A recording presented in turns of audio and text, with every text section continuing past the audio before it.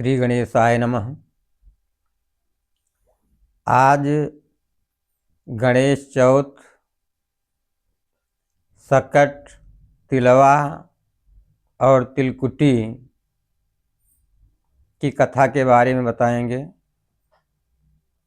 लोक मान्यता के अनुसार कहीं पर इसे गणेश चौथ कहा जाता है, कहीं पर सकट कहा जाता है, कहीं पर तिलकुटी, कहीं पर तिलवा और कहीं पर वक्रतुंड व्रत कहा जाता है।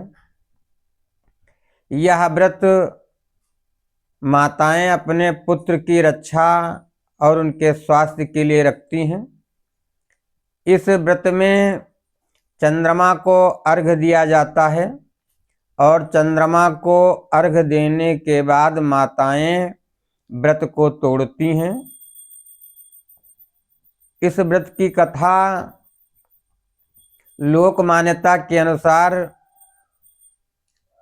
अनेक प्रकार की हैं। तो एक मान्यता के अनुसार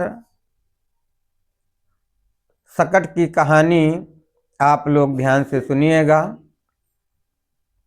बहुत पहले की बात है। एक छोटे से गांव में दो भाई रहते थे। दोनों भाइयों के विवाह हुए, उनकी बहुएं आईं। घर में सब कुछ ठीक ठाक चल रहा था। कुछ समय तक सब कुछ ठीक रहा। एक दिन दोनों भाई आपस में किसी बात को लेकर के लड़ने लगे और फिर पैतृक संपत्ति का बंटवारा हो गया। जो पैतृक संपत्ति थी उसमें बड़े भाई को कुल संपत्ति का 2/3 भाग मिला और छोटे भाई को कुल संपत्ति का 1/3 भाग मिला।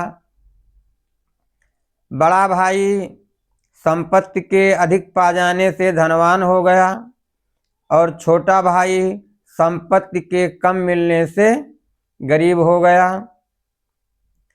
छोटे भाई की पत्नी बड़े भाई के यहाँ झाड़ू पोंछा, चौका लगाने और बर्तन मांजने के लिए जाया करती थी। उसी से उनका परिवार का पालन पोषण होता रहता था। सकट का त्योहार आया।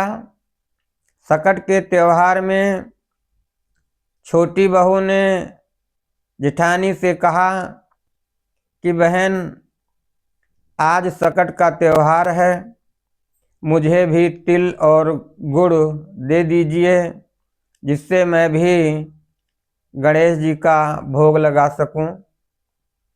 बड़ी बहू ने यानी जेठानी ने कहा कि देखो, आज त्योहार है और त्योहार के दिन मांगा नहीं जाता है और ना ही दिया जाता है।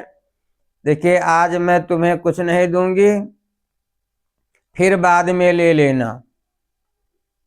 यह सुनकर के छोटी बहू अपने घर चली आई, बहुत उदास हुई। तभी उसके मन में यह आया कि खेत में जाकर के बथुआ ले आए। वह खेत में बथुआ लेने के लिए गई। बथुआ लेकर के आई और उसी के लड्डू बनाए। रात में चंद्रमा के उदय होने पर चंद्रमा को अर्घ्य दिया और उसी बथुआ के लड्डू का श्री गणेश जी को भोग लगाया। स्वयं यानी खुद भी बथुआ के लड्डू खा करके पानी पी करके सो गई। गहरी नींद में सोई हुई थी। तभी रात में श्री गणेश जी छोटी बहू की पूजा से प्रसन्न होकर के उसके दरवाजे पर आए। दरवाजा को खटखटाया। छोटी बहू जाग गई, दरवाजा खोला तो देखा कि सामने गणेश जी खड़े हैं। गणेश जी घर के अंदर आए और कहने लगे कि मुझे बहुत जोर की भूख लगी है, मुझे कुछ खाने के लिए दीजिए।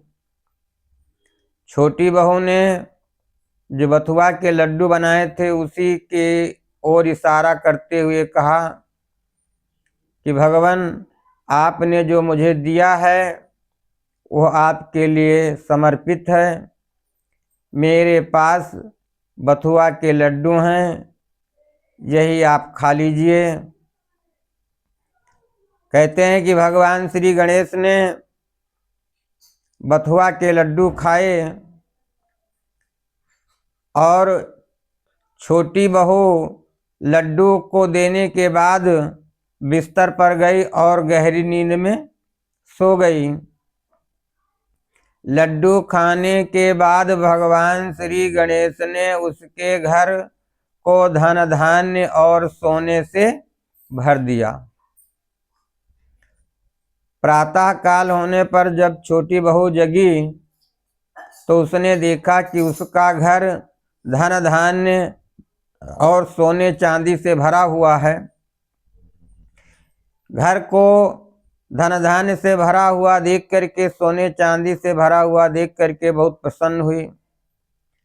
खुशी के मारे सारा धन इकट्ठा करने लगी। धन इकट्ठा करने में बहुत समय बीत गया और अपनी जेठानी के यहाँ काम पर नहीं जा सकी। उधर जेठानी ने देखा कि छोटी बहू आज काम पर नहीं आई है, बहुत नाराज हुई और क्रोधित होकर के छोटी बहू के घर गई और दरवाजे को पीटते हुए चिल्लाने लगी कि आज घर पर काम क्यों करने नहीं आई। तो छोटी बहू ने विनम्रता पूर्वक हाथ जोड़ करके कहा कि दीदी, आज मेरे घर श्री गणेश जी, सकट जी महाराज आए थे। उन्होंने मेरे घर में बहुत धन धान्य दिया, इसीलिए उस धन धान्य को, सोने चांदी को इकट्ठा करके रख रही थी। जेठानी ने छोटी बहू से पूछा कि ऐसा तुमने क्या किया है जिसके कारण श्री गणेश जी, सकट जी ने तुम्हें इतना धन धान्य सोना चांदी दिया है। छोटी बहू ने बताया कि मैं खेत से बथुआ ले आई थी, उसी बथुआ का लड्डू बनाया और उसी बथुआ के लड्डू को मैंने भी खाया और रात में श्री गणेश जी आए, उनको भी वही खाने के लिए दिया। बथुआ के लड्डू खा करके श्री गणेश जी बहुत प्रसन्न हुए और मेरे घर को धन धान्य और सोने चांदी से भर दिया। यह सुन करके जेठानी ने भी कहा कि अगले साल जब सकट का त्यौहार आएगा तो मैं भी बथुआ लाऊंगी और उसी का लड्डू बनाऊंगी। अगले साल भी सकट का त्यौहार आया। बड़ी बहू यानी जेठानी खेत से बथुआ ले आई और उसी बथुआ का लड्डू बनाया। लड्डू बना करके गणेश जी को भोग लगाया और उसी लड्डू को खा करके सो गई। उसके सो जाने पर रात में फिर श्री गणेश जी आए और कहने लगे कि मुझे बहुत जोर की भूख लगी है।